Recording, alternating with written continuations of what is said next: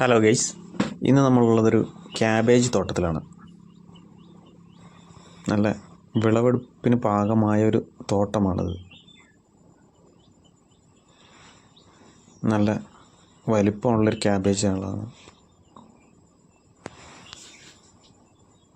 Cabbage നമ്മളിതിപ്പോൾ ഒരു 3 ഏക്കറിലൊരു കൃഷിത്തോട്ടമാണിത്.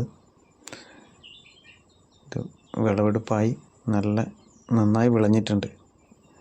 ഏതാണ്ട് 3 കിലോയ്ക്ക് മുകളിൽ വരുന്ന ക്യാബേജുകളാണ് നമ്മളുടെ.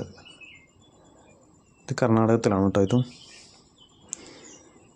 ഇപ്പം നല്ല മനോഹരമായ ഒരു കാഴ്ചയാണ്. ഇതിങ്ങനെ വിളഞ്ഞ് നിൽക്കുന്നത് കാണാൻ തന്നെ നല്ല വലിയ ഇലകളൊക്കെയാണ്.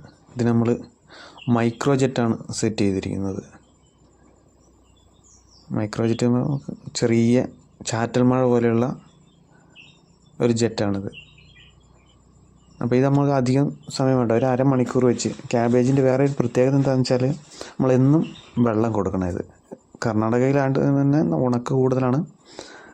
എന്നിരുന്നാലും നമ്മൾ എല്ലാ പച്ചക്കറിയും 2 ദിവസം കൂടുമ്പോൾ നനയ്ക്കുന്ന പോലെയല്ല, ഇത് ദിവസവും ഇതിന് വെള്ളം കൊടുക്കണം. അല്ലെങ്കിൽ ഇത് ഇപ്പോൾ രാവിലെ നനച്ചാൽ തന്നെ ഇത് വൈകുന്നേരം ആകുമ്പോഴത്തേനും ഇലകൾ വാടിപ്പോയ പോലെ ഒരു ഫീൽ ഉണ്ടാവും. അപ്പോൾ അതുകൊണ്ട് ഒരു അരമണിക്കൂർ നേരമെങ്കിലും ദിവസം നനയ്ക്കണം. അതുകൊണ്ട് നല്ല വലിപ്പമുണ്ട്.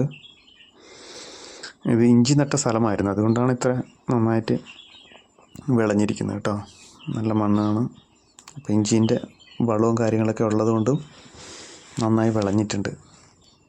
ഇത് നമ്മൾ ഒരു ഏക്കറിലോട്ട് ഇത് തൈ മേടിച്ചാണ്, ഹൈബ്രിഡ് തൈ മേടിച്ചിട്ടാണ് നമ്മൾ കൃഷി ചെയ്യുന്നത്. ഏക്കറിലോട്ട് ഏതാണ്ട് 50,000 തൈയിൻ്റെ അടുത്ത് നമുക്ക് പോകും കേട്ടോ, ഒരു ഏക്കറിൽ. വൈകുന്നേരമാണ്, ഞാനാകെ ടയേർഡായൊരു കോലമാണ്, അതുകൊണ്ടാണ് ഫേസെല്ലാം കുറച്ച് ഡള്ളായിട്ടുള്ളത്.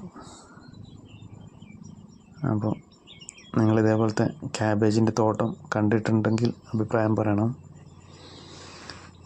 ഇത് വിളവെടുപ്പിന് പാകമായി. ഇപ്പോൾ കുറച്ച് മാർക്കറ്റ് കുറവാണ്. അപ്പോൾ ആരെങ്കിലും ആവശ്യക്കാരുണ്ടെങ്കിൽ എൻ്റെ നമ്പറിൽ കോൺടാക്റ്റ് ചെയ്താൽ നമുക്ക് ഇവിടുന്ന് തോട്ടത്തിൽ നിന്ന് തന്നെ നിങ്ങൾക്ക് വെട്ടിയെടുക്കാവുന്നതാണ്. അല്ലെങ്കിൽ വെട്ടി നമ്മൾ തരും. ഇവിടെ മാർക്കറ്റ് കുറവാണ്, എത്രയാണെന്ന് ഞാൻ പറയുന്നില്ല. ഇത് ചില സമയത്ത് 30 രൂപ ഒക്കെ വരുന്നുണ്ട്. പക്ഷേ ഇപ്പോൾ ഇവിടെ